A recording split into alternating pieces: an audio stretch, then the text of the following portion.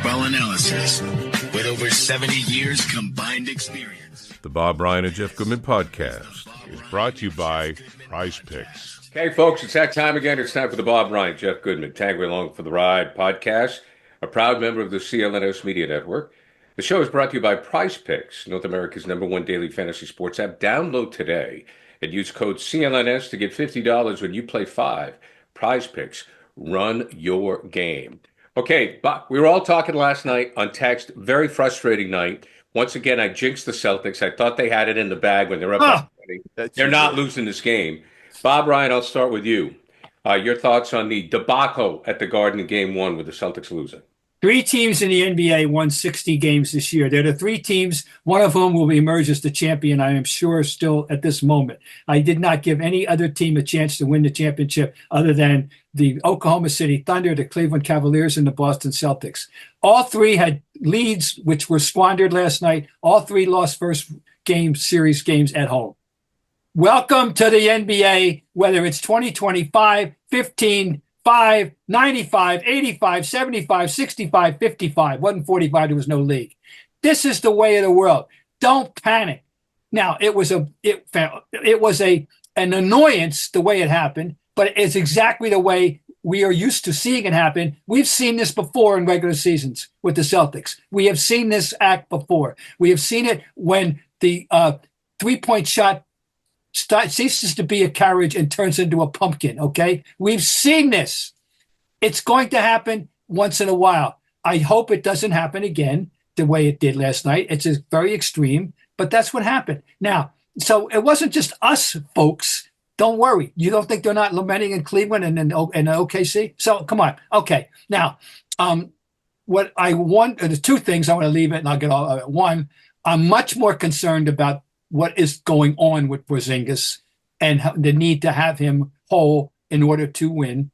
And lesser concerned about Hauser, but I want to have Hauser. I don't know what's up with him, however he is. Okay. I'm much more concerned about that than I am about the fact that they lost the first game of this series. Okay. That's number 1. And number 2, I'm wondering what this will do to embolden the Knicks. They needed this desperately, obviously. And the whole narrative in New York in the media was the Knicks got to steal a game to get going, and they did. And I wonder what residual effect this will have on the Knicks' psyche and the Knicks' preparedness and the Knicks going forward. Okay, I have spoken. So I'll say this: there were a few things that stood out. Yeah, Porzingis certainly, because here's the deal. Now, a year ago, you felt better about Jaylen Brown. You felt better about Drew Holiday, and not just their health, but like Drew Holiday was a different player a year ago than I think he is now. Jaylen Brown's health clearly so your margin for error now isn't what it was. So you need Porzingis. You didn't feel like you necessarily needed Porzingis a year ago. Now you need him, and again, it's always something with Kristaps Porzingis. Always something. You know, this is an illness, right? Like, I don't even know what it is. We have no idea. You're right. They went 37 days literally last year in the middle of the playoffs without him, and he came back and he looked like, nothing ever happened. It's not the same. You're right about that. That's why I've lowered my expectation now. Yeah. You did a while ago. You lowered him a while ago. I'm much more mentally resolved to acclimated to the idea they might not win, and they might not win because of health. And health's always the number 1 reason. Right. Yeah, I mean, Jaylen doesn't look – I mean, he couldn't make a 3 up until the end last night. He had no legs. Reggie Miller pointed that out. Did you notice at one point in the third he said he doesn't have legs? He doesn't have Reggie Miller also must have said 142 times, and I tweeted this, about Jalen Brunson being clutch. It's like, Reg, we get it, man. And then – he's so clutch that he misses a bunny at the end that should have won it. But Jalen Brunson's awesome. I have zero issues. Right, of course. We all are like co-presidents of the Jalen Brunson fan club because we all appreciate how he plays the game the right way. Jason Tatum reverted back to the old Jason Tatum at the end of the game last night. He made a great pass. If you remember, the last great play he made was an incredible pass instead of forcing a three to a wide open Drew Holiday who buried a three. After that, he just settled over and over and over for not even wide open threes. They were tough threes, and that was the difference. If you're settling for wide open threes, I don't think anybody would have a problem with that. But again, Tatum reverted back to who he was probably 3 years ago before they went on their run. And when he does that again, and they do that's the biggest problem, guys. And Bob, listen, Bob's been saying this for years. Obviously, he doesn't like the abundance of threes in the league, and with the Celtics and with Brad Stevens and now Joe Mazzulla. When you're missing them like that, how about you adapt? Like, how about if you're making them, we have no problem. If you're making them at a 40% clip, shoot 60 of them. But when you're missing and you miss 45 threes in a game, isn't there some point when Joe Mazzulla should look at these guys and say, hey, guys, you know what? We're going to go to plan B. We're going to go to plan B tonight because plan A, jacking up a million threes, is not working. Well, we've talked about this continually over the years, and it's not changing. The boat left the dock on that one. They're not going to change. I don't think Joe's going to change. I totally agree. I mean, there were multiple occasions when there were opportunities to drive to the basket and in mismatched situations, and they passed all that up in favor of bricking up threes. It's the game. I have to, you know how much I'm on record, long cut, but it's the game, and it's not just them.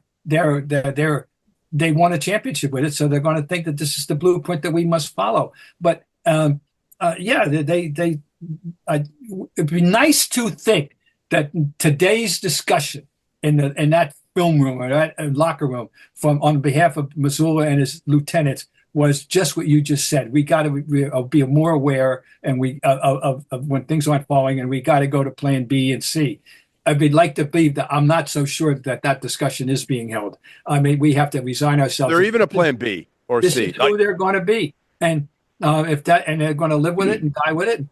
We've seen them just blow people out of the water with it. But this is the converse, and I'll tell you, it's so funny when they got up to 20. I don't know if you know how quickly it took to get it down to 11. Yeah. It was down to 14 in 2 possessions. They went bang, bang with back-to-back threes. And right. 14 doesn't sound so formidable as 20. And next thing you know, it's 11. And then it's, and then by the time the period was over, it was single digits, right? Okay, we all know that. By the way, technical quibble. Not with you, with everybody, okay? I like to fancy myself as a shot aficionado. No differentiation of kind of shots, all right? That was not a layup. That was a little leaning floater that is the next level of difficult. And it's not a layup. It was the next step up in shot difficulty. It was a shot, a real shot that was from 6 feet, 5 feet. It's a banked floater, not a layup. Okay. That's my. You're talking about Brunson's miss. Yes. Not a layup. There was also a hand. Horford got a hand up. He had to go over. It was a patented floater, and he is a master of it, but that one didn't go. Prizepicks is the best place to turn your sports knowledge into cash. With millions of members, Prizepicks has made daily fantasy sports accessible to all. Just pick more or less on at least 2 players for a shot to win up to 2,000 times your cash. Run your game all season long on Prizepicks. The basketball playoffs, time to cash in with Prizepicks. Don't miss your last chance to add your favorite players to the court with your Prizepicks lineup, whether it's points, rebounds, assists, or take your pick, more or less, for your shot to win up that 2,000 times your cash today. And don't forget, Prizepicks puts their members first, so all withdrawals are fast, safe, and secure. When your picks hit, you can get your money in as quick as 15 minutes. And every Tuesday, Prizepicks will discount several projections on the board, usually by 15 to 25%. So make sure you look out for that. Prizepicks. Run your game, folks. All right. One thing I'd like to say here, gentlemen, about the three-point shot with the Celtics. I think it's embarrassing when you set a record for misses. What I found frustrating was I understand the importance of the three for Boston, and I take Bob's point. But when they won the championship, Tatum wasn't making threes. He was getting rebounds and making people better. To Jeff's point, last night, those threes he took at the end of the game were just lazy. they were just lazy, which I was so surprised to see because we've always seen them make the extra pass where they get it to, a Drew Holiday or go to the basket because you guys know as well as I do. If Tatum goes to the basket in that situation before overtime, when it's tied, he's going to get fouled. He's going to the line. It's in the Garden. It's Jason Tatum. He's going to go to the line.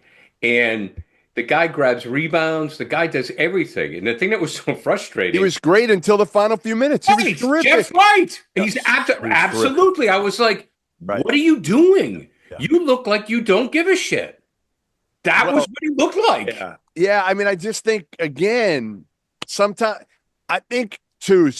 we all say, like, get to the basket. And we think they can just get there whenever they want.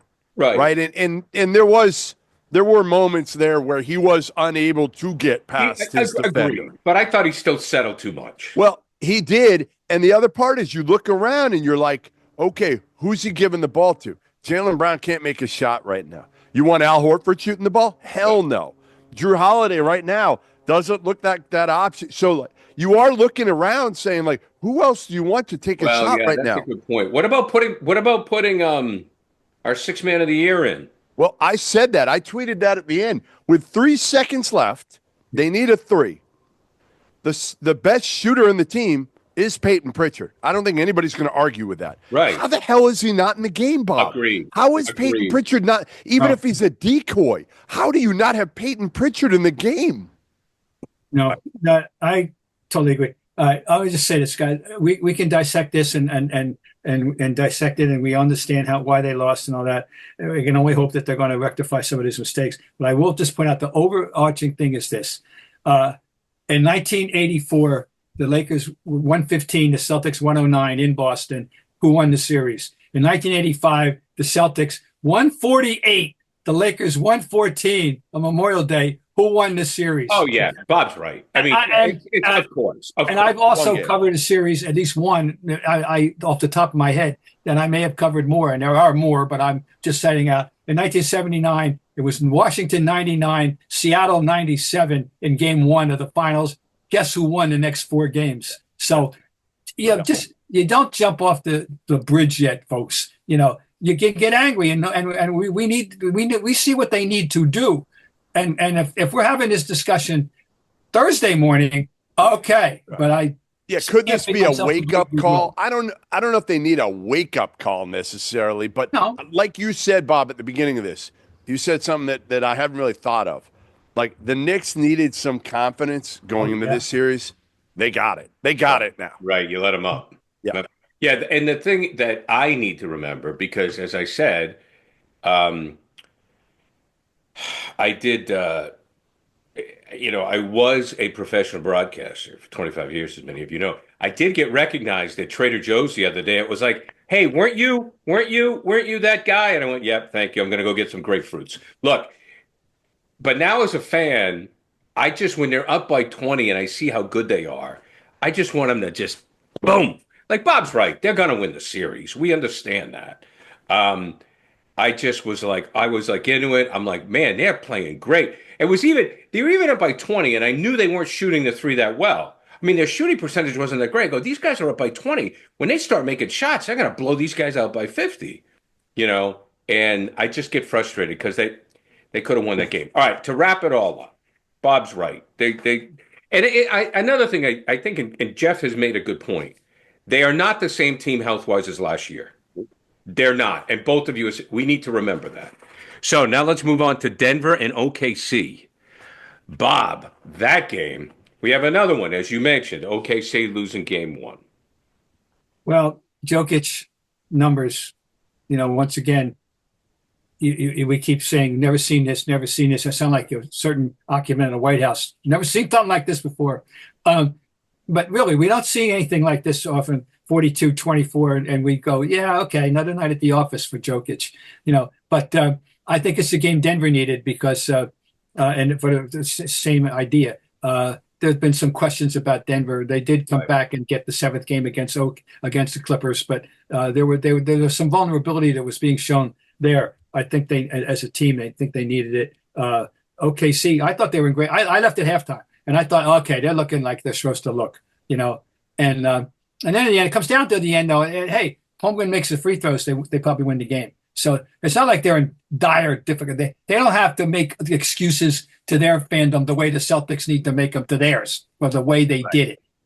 I don't think so. I think it's going to be a really nice, it's going to be the series that you kind of would have hoped for, I think. But you just can't.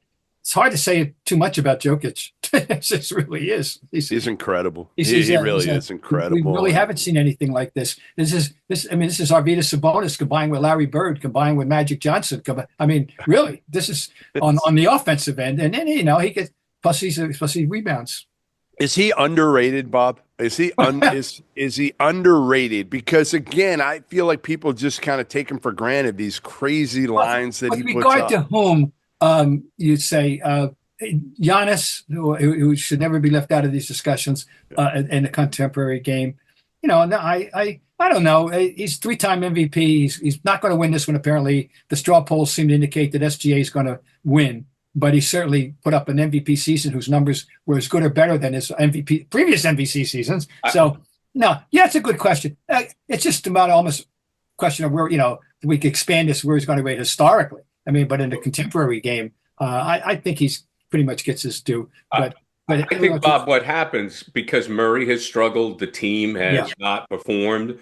So that's where maybe he's underrated but also, Jeff, another thing is, he doesn't do any marketing, while the basketball, like the Goodmans and the Ryans know how good he is. But like Joe Fan is like, well, how come I don't see, he's not like, what was the OKC just had a commercial out where they're all dressed in the same thing. They're all, I don't know. With Holmgren and SGA, he's not doing that. The Knicks have a commercial, the Villanova commercial. I don't even know what the I like it. I actually think I like it too, you're right. No, he doesn't want any. He just wants to go home and that's why he's underrated. I swear to God, because the NBA is out of any sport, the NBA is the closest to Hollywood. It just is. Right. And he wants no part of that. And he wants no part of it. So that is going to lead to somebody being underrated. Well, I'll tell you the end of the game. I want to get Bob's take on this, Gary. Yeah. So the end of the game, the big thing is always fouling when you're up 3. Right. At what point do you foul when you're up 3? And Mark Dagnall had his team foul with 11 seconds left, up 3, which is preposterous in my mind. 11 seconds. No chance you do that, especially in the NBA. Oh, like in college, you don't do it. Never mind the NBA. That was part A, but part B was that it got Jokic back in the game, which I hadn't realized until Jay Williams was all over that. This morning, that got Jokic. He was on the bench. Yeah, got him back in the game. Yes, and I'm not going to say he cost them the game, but certainly again, Holmgren missing the 2 free throws, that certainly cost them the game as well. There were a few factors, but you'd never foul with 11 seconds. To me, it's 5 seconds or under. Yeah, that's when you're going to foul up 3. All right, how about those Pacers, Jeff? I think part of it, we got to talk about Garland being out, right? And we've talked about this over and over. Bob talks about it. Health. Darius Garland's one of the best players in the NBA this year. And you take out your point guard. You so underrated. So, listen, Indiana played great in that game. Halliburton was terrific. But, Cleveland's not the same team without Darius Garland. Just like Boston's not the same team without Porzingis, but I think it affects Cleveland way more, taking your point guard out of the equation. It puts a whole lot more emphasis on what Donovan Mitchell's got to do, and they can defend him differently. That's the other thing if you're the Pacers. So, Cleveland without Garland, they're going to be lucky to get through this series. Yeah, they are. Indiana is for real in their sense. I've been thinking, is the world ready for a Knicks-Indiana finals? But I don't. But I just want to back up one more quick second on the Knicks, only because Leon Rose. I kept thinking the way he put this team together, he's got to be given a hell of a lot of credit. Everybody, the whole starting 5, and that's all they play except for McBride, and even they're all, and McBride too. They're all acquisitions he made. They're all people he identified and schemed to get. The whole team's there's no draft choices here, and it's all as my mother would say, a store-bought team, but a very clever one. And so I want to give Leon Rose otherwise I don't have any opinion on Leon Rose, but I got to say he put something together that that works. It's good. Yeah, I'm not saying they're going to win a championship, but they're damn competitive and they're good. So anyway, now back in, I think Indiana. What do you think, Jeff? 50-50 in this series now, or are you even favoring them? I mean, I think Cleveland wins if they get Garland back, but if not, I think without Garland, this thing probably goes 7. I think if they get Garland back, they win in 6. They'll find their way. They'll get their mojo back. They just like Indiana still. I don't know if I trust them, which is crazy to say against a Cleveland team that hasn't done anything yet in the playoffs. I get it, but I'm not sure I trust Halliburton in big moments with a lot on the line yet. Neither team has done it yet, right? Neither team has ever done it. So somebody's going to have to advance that we've kind of questioned. All right, can they do it in the postseason? Yeah. But it's going to be, meanwhile, pretty good entertainment. I mean, yes, just the whole playoffs have been. I want to salute all these playoff series. They've been they're going to be good. Well, and by the way, I know the other guys that's on the skates and the ice, they've been putting on a great show too, including one of the epic games of all time. So postseason and both commissioners, both Hoobahs should be feeling pretty good about the way their products are being displayed to the public. NBA, I've been pleased. I was all over that some of those first round series, and I think we're gonna have some really good ones here. And that's good. It's been fun. I really enjoyed it. I'm totally losing track of baseball at the moment because of all this, and that's saying a lot for me. All right, guys, great talking to you. Bob and I will be back later in the week. We'll talk to Jeff next week. We've been brought to you by Prizepicks, North America's #1 daily fantasy sports app. Download today. Use code CLNS to get $50 off when you play 5. Prizepicks, run your game. And also, for those listening to the show, we ask you that you subscribe to the podcast, like and leave a review. And for those watching the show on CLNS, go ahead and hit the like button and subscribe to the Celtics All Access YouTube channel, where you can find our show and a lot of other great Celtics content. And please make sure to turn on your notifications so you know the instant a new video drops. Jets, talk to you later. Go Seas. See you guys.